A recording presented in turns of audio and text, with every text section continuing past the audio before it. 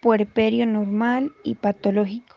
El puerperio es el periodo que sigue al parto extendiéndose hasta la completa recuperación anatómica y fisiológica de la mujer. Es de duración variable dependiendo principalmente de la duración de la lactancia. Tradicionalmente, se ha considerado como el periodo de tiempo entre el alumbramiento y las 6 semanas posteriores al parto. Durante el puerperio se inicia el complejo proceso de adaptación psicoemocional entre la madre y su hijo, donde la lactancia juega un rol fundamental. En el puerperio, la mayoría de los cambios fisiológicos que ocurren durante el embarazo y parto se resuelven progresivamente de modo que al completar las 6 semanas del puerperio, todo el organismo, excepto las mamas, si se mantiene la lactancia, regresa a su estado antenatal. El puerperio se clasifica en 3 fases. Puerperio inmediato abarca las primeras 24 horas después del parto. Puerperio mediato se extiende desde el segundo al 10º día. Puerperio tardío concluye en torno a los 40 y 45 de posparto. Puede alcanzar hasta los 6 meses si la madre opta por alimentar al bebé mediante una lactancia activa y prolongada. Cambios anatómicos y fisiológicos en el puerperio. Inmediatamente en el posparto, el fondo del útero se palpa cerca del nivel del ombligo materno. Durante las siguientes 2 semanas reduce su tamaño y peso, volviendo a encontrarse en la pelvis. En las semanas posteriores, el útero lentamente vuelve casi a su estado preembarazo. El tamaño del útero de una mujer que ha tenido un embarazo es levemente mayor que el de una nuligestante. La capa endometrial se recupera rápidamente de forma que al 7º día del puerperio las glándulas endometriales ya son evidentes. En el día 16 el endometrio está completamente restaurado, excepto en el sitio donde se localizaba la placenta, cuya reparación completa se logrará dentro de 6 semanas. El cérvix comienza rápidamente a recuperar su estado preembarazo, pero nunca vuelve a su estado de nulliparidad. Al final de la primera semana, el orificio cervical externo se cierra de una forma que no se puede introducir un dedo por él con facilidad. La vagina regresa parcialmente a su estado habitual, pero sin lograr recuperar su tamaño preembarazo. La resolución del edema y de la vascularidad aumentada se logra a las 3 semanas del puerperio. El epitelio vaginal se observa atrófico, pero se recupera entre la 6ª y 10ª semana del posparto. La atrofia del epitelio vaginal puede durar más tiempo en una mujer que amamanta, debido a la persistencia de bajos niveles de estrógeno, lo que puede manejarse con lubricante vaginal. El perine puede sufrir intenso trauma e injuria durante el trabajo de parto. Los músculos recuperan su tono en general a las 6 semanas de puerperio, con mejoría durante los siguientes meses. Las mujeres que amamantan tienen un mayor tiempo de amenorrea y anovulación. La recuperación de la menstruación es muy variable y depende de una serie de factores, como cuán seguido es alimentado el bebé y si la lactancia materna es suplementada por fórmula o no. La demora de la recuperación de la función ovárica entre estas mujeres está dada por el elevado nivel de prolactina. El 50 al 75% de las mujeres que amamantan recuperan su periodo a las 36 semanas posparto. Las mujeres que no amamantan pueden comenzar a ovular pronto, como el día 27 después de parto. Entre ellas, el primer periodo menstrual suele ocurrir en promedio de 7 a 9 semanas posparto. Los cambios que se producen en las mamas preparándolas para la lactancia ocurren durante el embarazo. La lactogénesis es estimulada durante el embarazo, complementándose el proceso luego del alumbramiento, cuando bajan los niveles de estrógeno y progesterona con la persistencia de prolactina elevada. Este periodo se observa médicamente a la mujer y se le educa sobre su propio cuidado y el del recién nacido. Se controlan los signos vitales, la retracción uterina y el sangrado vaginal, en búsqueda de complicaciones. No se ordenan exámenes de laboratorio de modo rutinario, pero es conveniente solicitar un hematocrito en el primer día de posparto si el sangrado fue mayor al esperado o si la madre presenta signos clínicos de anemia. Luego de la atención del parto, la paciente es trasladada a la sala de recuperación, donde permanecerá de 2 a 4 horas. Finalmente, es llevado a su habitación de puerperio, en que estará 2 a 3 días si el parto fue vaginal, de 3 a 4 días si el parto fue por cesárea. En sala de recuperación se hará el control de signos vitales cada hora, vigilancia del sangrado y de la retracción uterina cada hora, evaluación del dolor y administración de analgésicos y vigilar el primer amamantamiento. En la habitación se hará el control de signos vitales cada 8 horas, vigilancia del sangrado y de la retracción uterina cada 8 horas, evaluación del dolor, administración de analgésicos, facilitar la lactancia y aseo genital mediante irrigación con agua tibia y luego cubrir con apósito estéril.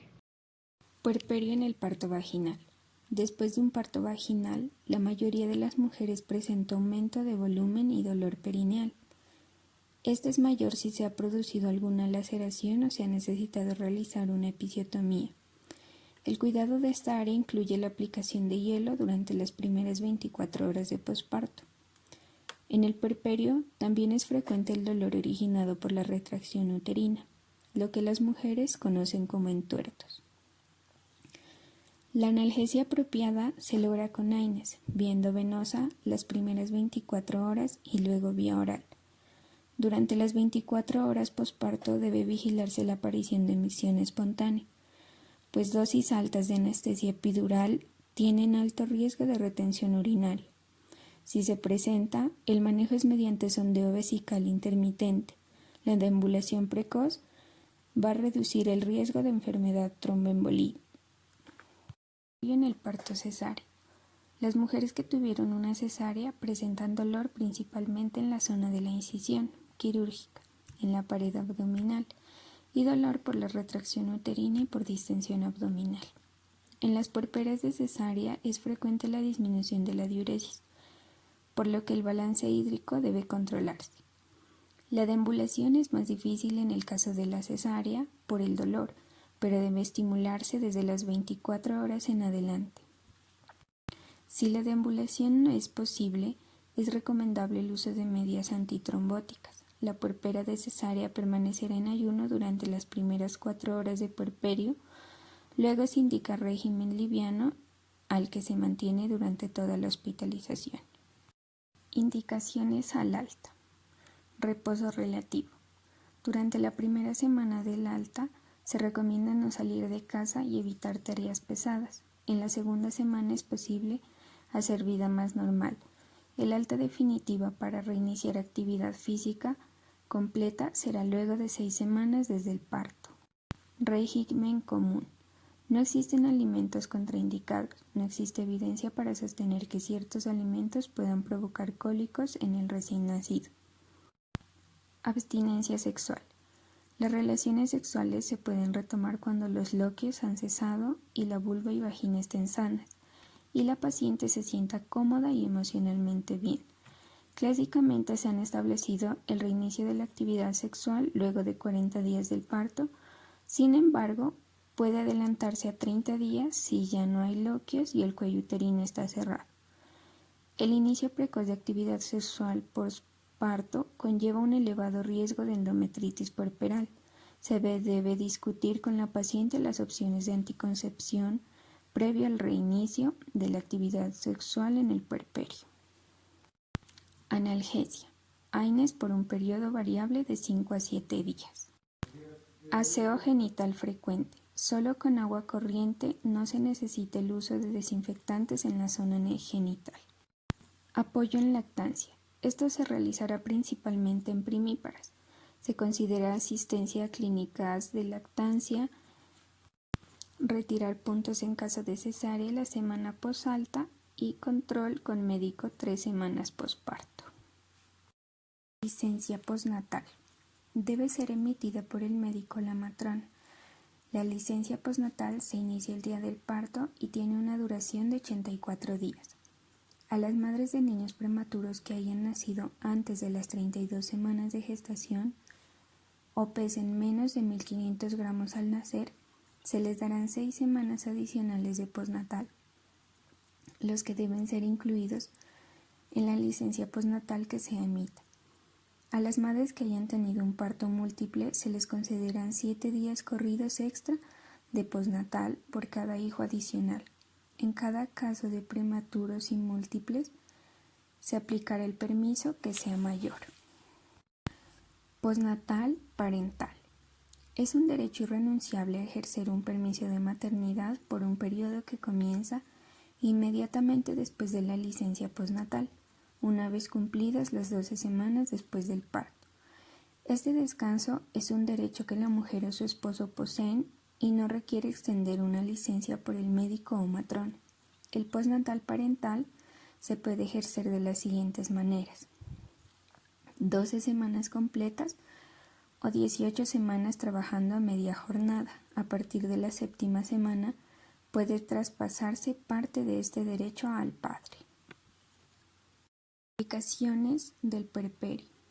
El puerperio es un complejo periodo del parto. En él pueden presentarse complicaciones graves que incluso pueden llevar a la muerte materna. Las complicaciones más frecuentes son las hemorragias y las infecciones. Complicaciones infecciosas puerperales. Habitualmente las complicaciones infecciosas puerperales se detectan por un cuadro febril, dado que el primer día posparto se pueden observar alzas térmicas en pacientes sin cuadro infeccioso. Es recomendable mantener una conducta expectante hasta después del primer día. La fiebre puerperal se reconoce con fiebre posterior a las 24 horas posparto, con 2 tomas de temperatura axilar mayor a 38 grados centígrados, separadas por 6 horas. En estas pacientes es necesario hacer todos los esfuerzos por determinar el foco febril, analizando el cuadro clínico, el momento de presentación, el examen físico y los hallazgos de laboratorio. En aquellas pacientes con fiebre puerperal y sin un foco claramente demostrado, se asumirá que se trata de una endometritis puerperal y se manejará como tal. Las principales complicaciones infecciosas puerperales son: en el tracto genital, endometritis, parametritis y pelviperitonitis, infección de episorrafia o herida operatoria. En vías urinarias está infección de tracto urinario bajo y pielonefritis aguda. En la mastitis está la linfangítica y la abscesada. Y entre otras infecciones están la tromboflebitis, pelviana séptica, el shock séptico y la fascitis necrotizante. Endometritis puerperal.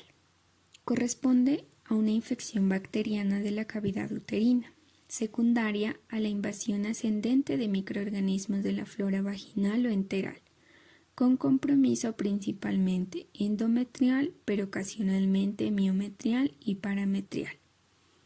El diagnóstico de endometritis puerperal es la presencia de fiebre mayor a 38 grados centígrados en 2 tomas separadas por 6 horas, habitualmente en el tercer al quinto día del puerperio, asociado a algunos de los siguientes signos: sensibilidad uterina, subinvolución uterina sin retracción adecuada, loquios turbios o de mal olor.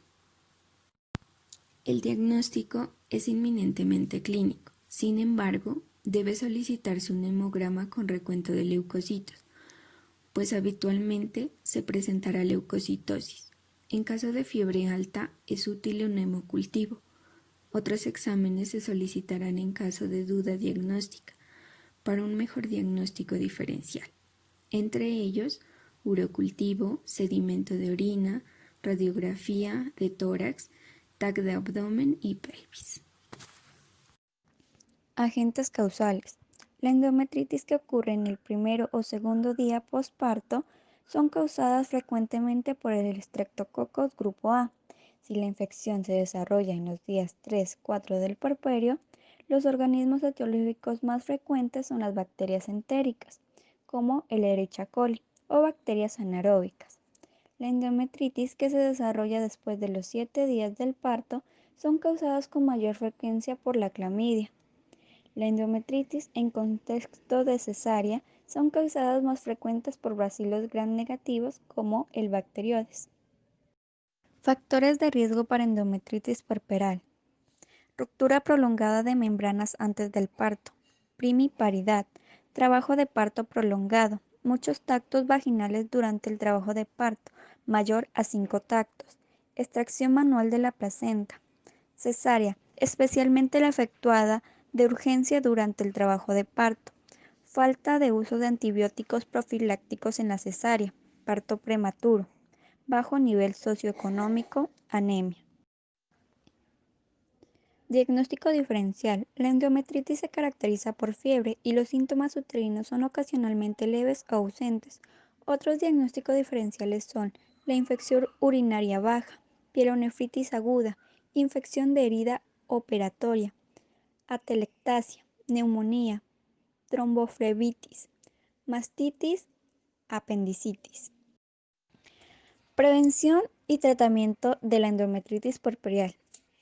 En cuanto a la prevención, tenemos que los tactos vaginales deben realizarse con guantes estériles y un previo lavado de manos. El número de tactos vaginales durante la atención del parto debe ser el mínimo necesario para la adecuada conducción de este. Diversos estudios han reportado que más de 5 tactos es un factor de riesgo importante para el desarrollo de endometritis puerperal. Utilizar técnica séptica en la atención del parto y profilaxis antibiótica en la cesárea son medidas útiles para la prevención. En cuanto al tratamiento, tenemos que el esquema antibiótico a utilizar es clindamicina 900 miligramos cada 8 horas por vía intravenosa, más gentamicina 5 miligramos cada 24 horas por vía intravenosa. Otros antibióticos pueden ser penicilina, ampicilina, cefalosporina, más gentamicina, más metronidazol. Mastitis puerperal. Corresponde a una mastitis infecciosa originada en la proliferación bacteriana al interior de un túbulo lactífero ocluido. La mastitis puerperal se presenta días, semanas o meses posterior al alta, generalmente durante los 3 meses posparto, con mayor incidencia en las primeras semanas del puerperio. Algunos de los síntomas son fiebre de 39 a 40 grados, eritema y dolor en un sector de la mama, compromiso del estado general, mialgias. Para su diagnóstico no se requiere exámenes de laboratorio o imágenes. Se reconoce 2 variables clínicas, mastitis linfagítica y mastitis abscedada. La mastitis linfagítica corresponde al 90% de los episodios de mastitis. El compromiso infeccioso es superficial y no existe un absceso. En general compromete un cuadrante de la mama y las grietas en el pezón y la estasis de la leche. Uno de los factores más frecuentes es el Staphylococcus aureus, también como el Escherichia coli. Para su tratamiento no se debe suspender la lactancia, por lo contrario, el vaciamiento completo de la mama es fundamental en el éxito del tratamiento. También se debe tomar unos antibióticos durante los siguientes 10 días, como fluoxacilina 500 miligramos cada 6 horas por vía oral, flucloxacilina 500 miligramos cada 8 horas por vía oral, y se debe evaluar y mejorar la técnica de lactancia. Mastitis abscedada. El 10% de las mastitis son de tipo abscedadas. En este caso, se desarrolla una colección purulenta en el parénquima mamario. La mayoría de las veces el absceso es visible fácilmente en el examen físico, pero si el absceso no es visible, se debe sospechar ante la falla del tratamiento antibiótico de una mastitis diagnosticada como linfangítica. Tratamiento. El tratamiento es el drenaje quirúrgico del absceso y este procedimiento se efectúa bajo anestesia general. Se realiza una incisión periareolar y se vacía el absceso efectuando un aseo quirúrgico.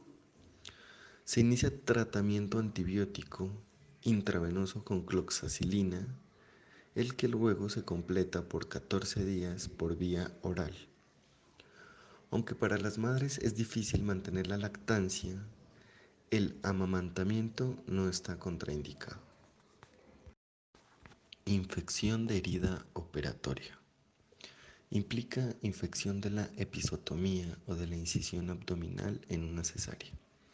La incidencia de infecciones de la episotomía es baja, de un 0.5 a un 1%, mientras que la infección de la herida operatoria es cercana al 5%.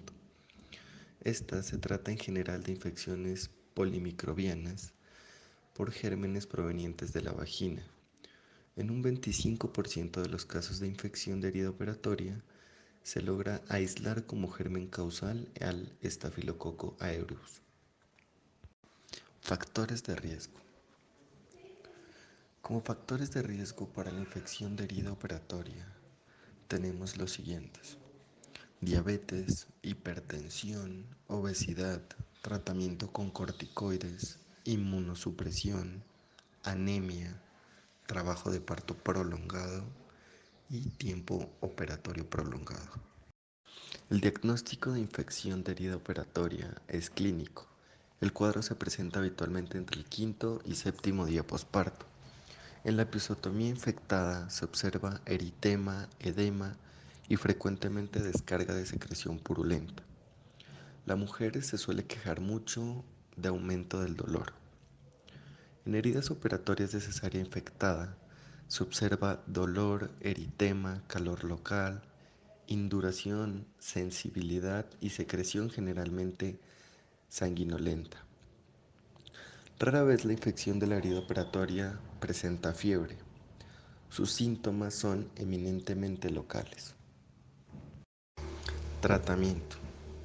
En la infección de la episotomía, el tratamiento incluye analgesia con AINES, antibióticos y si se ha formado un absceso se lo debe drenar. Luego se debe realizar un aseo con soluciones desinfectantes y en el manejo, que habitualmente es ambulatorio, el esquema de elección es ampicilina más clorafenicol o también amoxicilina más ácido clavulánico. En cualquiera de estos dos, el tratamiento es por 7 a 10 días. Herida operatoria de cesárea. En esta se tratan con antibióticos y se realiza un drenaje de la infección para poder inspeccionar el estado de la fascia. El manejo se inicia hospitalizado con antibióticos endovenosos y luego se completa de 7 a 10 días de modo ambulatorio. El tratamiento endovenoso se hará con clindamicina más gentamicina. Tromboflebitis pelviana séptica. Esta corresponde a la sobreinfección bacteriana de una trombosis venosa de los vasos pelvianos. Puede comprometer las venas pelvianas menores como vesicales, uterinas o vaginales, o incluso las venas ováricas. En este último caso, la infección suele ser unilateral y de predominio a la derecha. Fisiopatología. La tromboflebitis pelviana séptica está procedida por una infección del endometrio, donde los microorganismos migran por la circulación venosa, dañando así el endotelio y facilitando la formación de trombos. Se estima que esta complicación ocurrirá en menos del 1% de las endometritis puerperales. Clínica y diagnóstico. El cuadro suele presentarse entre el tercero y séptimo día posparto. Se caracteriza por compromiso del estado general, fiebre y escalofríos asociados al dolor abdominal, irradiado al flanco, generalmente al flanco derecho, pudiendo presentar náuseas y vómitos. Debe sospecharse este cuadro de mujeres con diagnóstico de endometritis puerperal que no responden al tratamiento de antibiótico.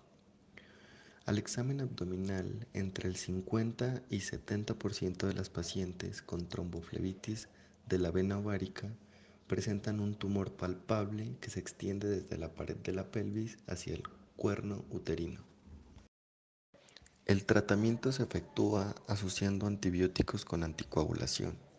El esquema antibiótico de elección es clindamicina más gentamicina y la anticoagulación se hará con heparina endovenosa. Esta se mantiene hasta la remisión completa de la fiebre, que habitualmente es 7 días, y no se requiere anticoagulación prolongada. Hematoma de la episotomía.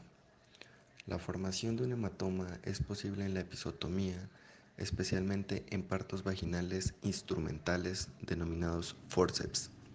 Esta complicación se presenta en las primeras horas posparto y se manifiesta por dolor de mayor intensidad a lo habitual y que no se dé con analgésicos de rutina. El diagnóstico es clínico. Habitualmente la inspección genital muestra el aumento de volumen por un hematoma vaginoperineal. Frente a la sospecha, es indispensable un tacto vaginal y rectal, ya que pueden distinguirse hematomas más profundos y que disecan el espacio rectovaginal. Si la detección del hematoma es dentro de las 2 primeras horas posparto, el tratamiento consiste en abrir el plano de sutura previo y drenar el hematoma en el pabellón. Si el cuadro se presenta más tarde y la paciente está hemodinámicamente estable, es preferible un manejo expectante con optimización de la analgesia.